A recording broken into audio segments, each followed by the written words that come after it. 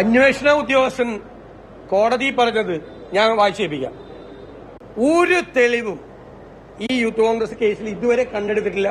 ഒരു വ്യാജ ID card പോലും കണ്ടെടുക്കാൻ പറ്റിയിട്ടില്ല എന്ന് പറഞ്ഞുകൊണ്ടാണ് മറ്റേ നിങ്ങൾ കൈരളിയുടെ റിപ്പോർട്ടറെ കൂടി പറഞ്ഞു കൊടുത്തിട്ട് റെയ്ഡ് ചെയ്യാൻ വന്നില്ലേ, ഒരു പെട്ടിയായിട്ട് വന്ന ഒരു ഫെനി എന്ന് പറയുന്ന പയ്യന്,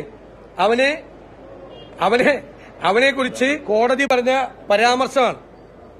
നിങ്ങളെല്ലാം കൂടി പറഞ്ഞാൽ അവൻ പെട്ടിയിലെ പണമായിട്ട് വന്നാണ്, അവൻ കേസിലെ പ്രതിയാന്ന്.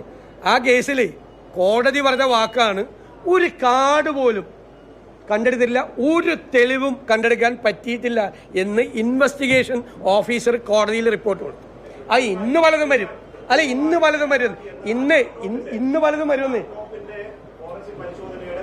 അല്ല ഇന്ന് പലതും വരും. കാരണം മറ്റന്നാൾ ഇലക്ഷൻ അല്ലേ, ഇന്നേ പല ഫോറൻസിക് റിപ്പോർട്ടും വരും. കഞ്ചാവ് വച്ചില്ലല്ലോ, ഞാൻ രാഹുൽ മാങ്കുട്ടത്തിലോട്ട് പറഞ്ഞിട്ടുണ്ട്, നീ സൂക്ഷിക്കണം, നിന്റെ വണ്ടിയിൽ എപ്പോ വേണമെങ്കിലും കഞ്ചാവ് വയ്ക്കാണ്. കഞ്ചാവ് വെച്ച് പിടിക്കാല്ല, അതിനും പഠിക്കാത്ത ആളുകളല്ലേ, വഷളായി നിൽക്കുകയല്ലേ.